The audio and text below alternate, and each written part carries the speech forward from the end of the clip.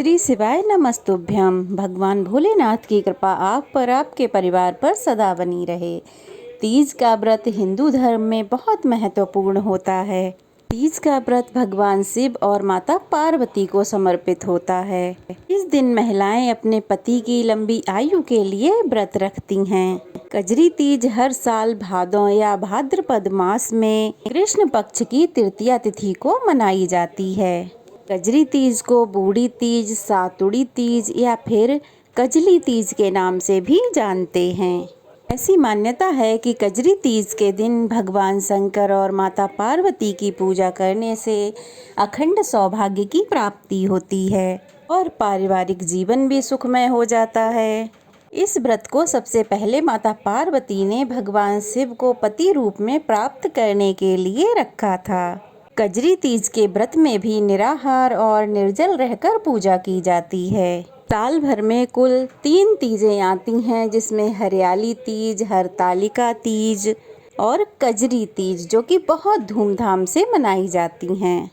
हरियाली तीज कजरी तीज से पहले आती है।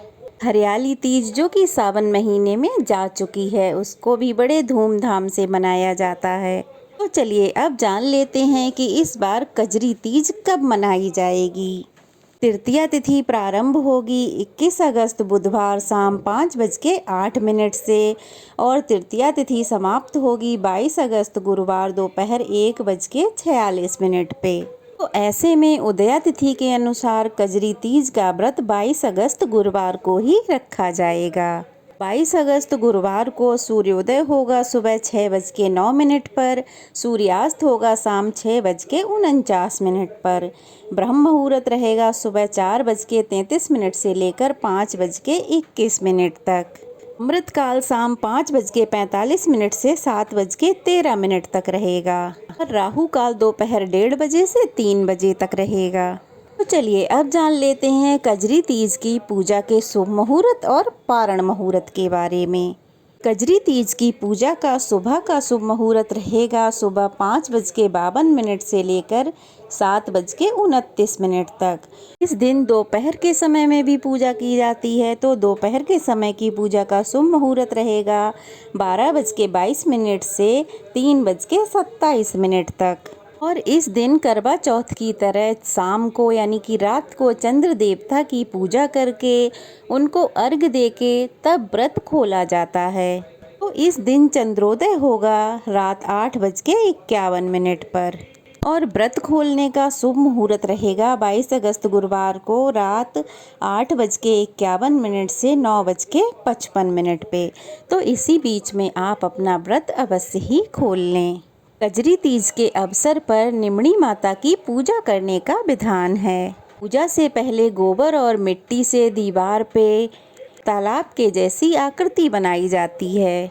घी और गुड़ से पाल बांधकर उसके पास एक नीम की टहनी को रोक देते हैं। तालाब में कच्चा दूध और जल डालते हैं और किनारे पर एक दिया जलाते हैं। थाली में नींबू, ककड़ी, केला, सेब, सत्तू, फूली, मौली, अक्षत आदि रखे जाते हैं। इसके अलावा लोटे में कच्चा दूध लेकर फिर शाम के समय श्रृंगार करने के बाद निमड़ी माता की पूजा इस प्रकार से की जाती है। सबसे पहले निमड़ी माता को जल के छींटे देकर अक्षत और रोली चढ़ाए जाते हैं। निमड़ी माता के पीछे दीवार पर काजल, मेहंदी, रोली और काजल की 13 बिंदियां उंगली से लगाई जाती हैं। मेहंदी और रोली की बिंदी अनामिका उंगली से लगाई जाती है और काजल की बिंदी तर्जनी उंगली से लगानी चाहिए। निमड़ी माता को मौली चढ़ाने के बाद मेहंदी, काजल और वस्त्र अर्पित किए जाते हैं। दीवार पे लगी बिंदियों के सहारे लच्छा लगाया जाता है।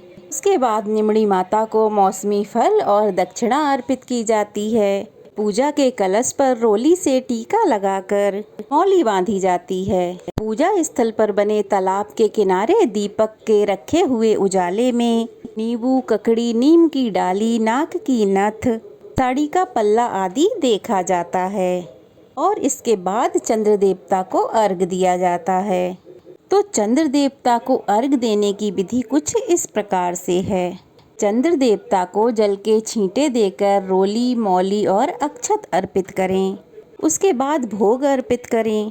चांदी की अंगूठी और गेहूं के दाने हाथ में लेकर जल से अर्घ दें और एक ही जगह पर खड़े होकर 3 बार परिक्रमा लगाएं, मतलब अपनी जगह पर घूम जाएं। इस दिन निमड़ी माता, बाल और पथवारी की कथा सुनी जाती है। कोई भी व्रत बिना कथा के अधूरा माना जाता है, तो इसीलिए हर व्रती महिला को, मतलब जो महिला ने व्रत रखा है, उन सब को हाथ में गेहूं के साथ दाने लेकर व्रत की कथा पढ़नी अथवा सुननी जरूर चाहिए।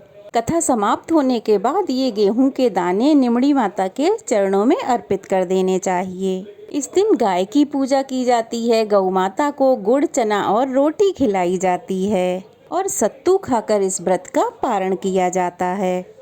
ये थी आज की वीडियो। कैसी लगी कमेंट बॉक्स में ज़रूर बताइएगा। अच्छी लगी हो तो वीडियो को लाइक कीजिए, शेयर कीजिए और अगर नए हैं तो चैनल को सब्सक्राइब कीजिए।